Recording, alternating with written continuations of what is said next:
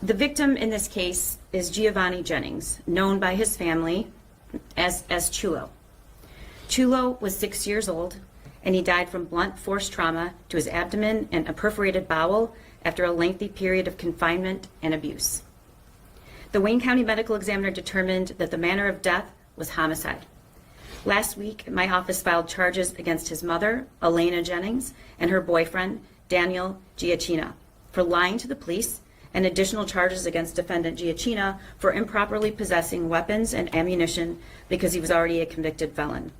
But it was clear from the evidence that we saw that there was a pattern of abuse that led to Chulo's death. My office, in conjunction with the Madison Heights Police Department, has spent the last week performing an intensive review of every piece of available evidence, including cell phone evidence, photos, and evidence that was seized in search warrants. Combined, we have spent over 100 hours reviewing extremely disturbing videos and photos, as well as text messages and Facebook chats describing the horrific things that happened to this 6-year-old boy. Everyone standing up here, including myself, were a part of those 100 hours of review.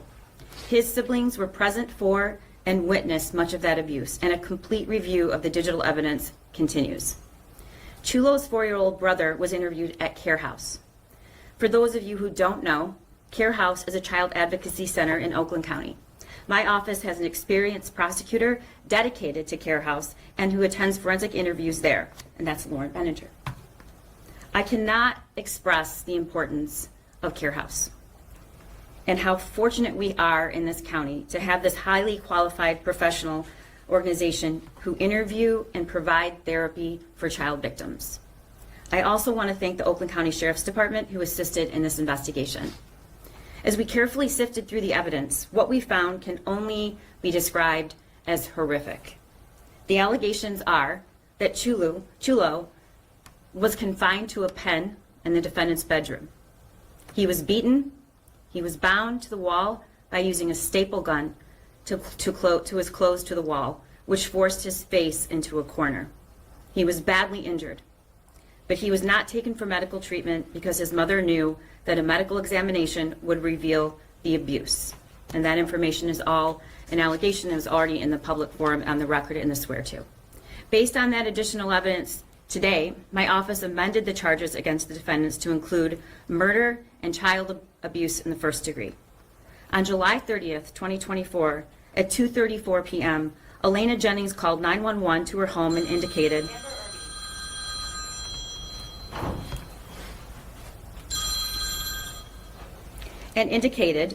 that her 6-year-old son was passed out and unconscious. Chulo was rushed by ambulance to Ascension Macomb Oakland Hospital, transferred to the Detroit Medical Center, and ultimately succumbed to his injuries around midnight on July 31st.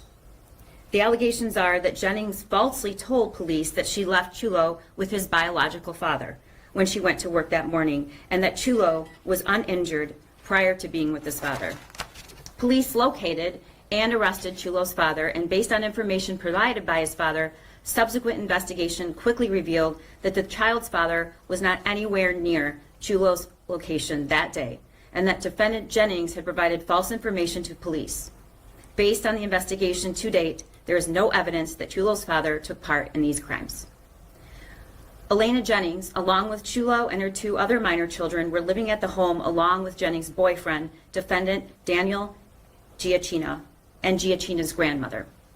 Further investigation revealed that Giacchina and Jennings conspired to falsely tell police that it was Chulo's biological father who was last with Chulo.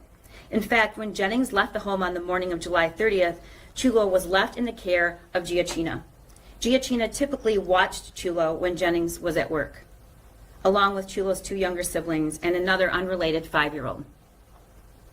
Photos taken during an autopsy in Wayne County revealed that Chulo had bruising and laceration on his entire body, including to his scalp, temples, lips, inner mouth, cheeks, forehead, chin, shoulder, forearms, fingers, thumbs, back, buttocks, inner thighs, knees, and shins. Notably, Chulo had pervasive bruising to his abdomen, which was also bloated and distended. He had an apparent BB wound to his shin. First responders and emergency room personnel noted extensive external injuries as well. Cell phone evidence has revealed that Chulo Jennings was being severely abused by the defendants. Chulo was beaten by Giacchina on multiple occasions. While that abuse sometimes happened while Jennings was at work, Jennings was aware of it and approved of the physical assaults, and at times even encouraged Giacchina to abuse Chulo. The abuse involved physical violence and assault, including shooting at Chulo with a BB gun. For punishment, Chulo was confined to a pen in a corner of Giacchina's and Jennings' bedroom, where he was left to try and sleep on a wooden slat measuring 11 inches by 36 inches. A black curtain was put in place so Chulo couldn't see out, and barricades were used to keep him in place. Giacchina purchased a home security system and mounted a camera on the wall to monitor what he and Jennings called, quote, the corner, the pen in the bedroom cordoned by the black curtain where they kept Chulo. Both Giacchina and Jennings would watch video clips of Chulo, quote, misbehaving, which would include Chulo trying to urinate, drink, or leave the corner.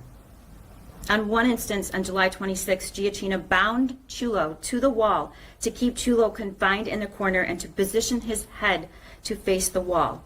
He did so by stapling the clothing Chulo was wearing to the wall with a staple gun.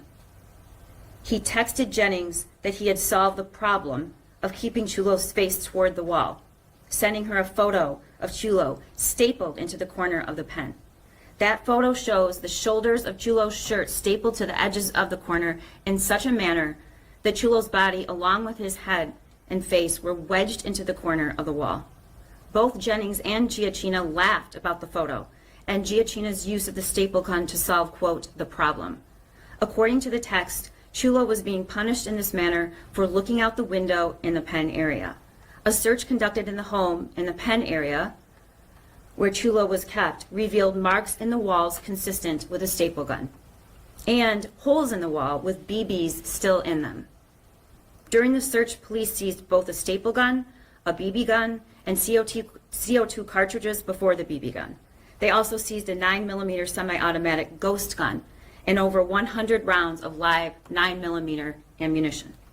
A photograph recovered from the cell phone analysis depicts Giacchina in the middle of two young children who are handling the ghost gun and the BB gun. On July 26, a photo from Jennings' phone depicts two children who are each pointing a gun at a third child. The third child has his hand up, and the laser from the ghost gun is illuminating his hand. Elena Jennings' 4-year-old son was forensically interviewed at Care House. He told the forensic interviewer that, quote, Danny, Giacchina, shot him in the leg with a BB gun and showed his wound to the forensic interviewer. He also disclosed that Danny shot Chulo in the buttocks with the BB gun. The 4-year-old explained that on the day of Chulo's death, quote, Chulo died all day, and Danny was there. Defendant Elena Jennings was interviewed by police, and she stated that Giacchina punched Chulo in the abdomen several times, approximately 3 days prior to his death.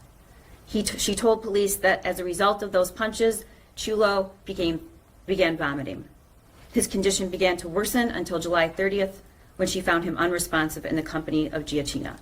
Jennings admitted that she knew Chulo desperately needed medical attention, but she did not take him to the hospital because she knew that a medical examination would reveal the abuse he was suffering. The investigation also revealed that Jennings and Giacchina were present and living in the family home the entire time that the known abuse was sustained by Chulo. After the autopsy, the Wayne County Medical Examiner issued a supplemental report indicating that Chulo Jennings died by homicide as a result of a bowel perforation with complications after blunt force trauma to his abdomen. All children have a right to grow up in a home free of fear. This child and his siblings suffered unimaginable abuse and lived in fear every day. My office and the Madison Heights Police Department are committed to using every resource available to us to get justice for Chulo and hold the people responsible for his death accountable, and to seek punishment that reflects the horror of his death. And I want to thank the Madison Heights Police Department for their commitment and conviction in carrying out a very complicated investigation. And I'd like to turn it over to the chief now. Thank you, Karen. So, good afternoon, members of the press. For those who don't know me, my name is Brent Lemaurice, and again, I'm the police chief for the city of Madison Heights. I'm not to be too redundant, but I'm going to speak a little bit on some of the things that Karen already said, but I'm going to be very short. So as you know, the Madison Heights Police Department and the Madison Heights Fire Department responded to the residence of the 6-year-old victim, Chulo Giovanni Jennings, on July 30th, 2024. This was the first time we encountered Giovanni and learned about his failing condition. The first responders took life-saving measures, but unfortunately Giovanni eventually succumbed to his injuries. Officers moved quickly to obtain probable cause, and they made 3 arrests on the date of the incident. One individual, as Karen had stated previously, was released when it was determined he had an alibi, and he was turned over to another agency on separate violations. The other 2 individuals, as you now know, are Elena Jennings and Daniel Giacchina, and they were charged with lying to the police. And Daniel Giacchina had a pre-existing warrant for weapons-related offenses out of Madison Heights.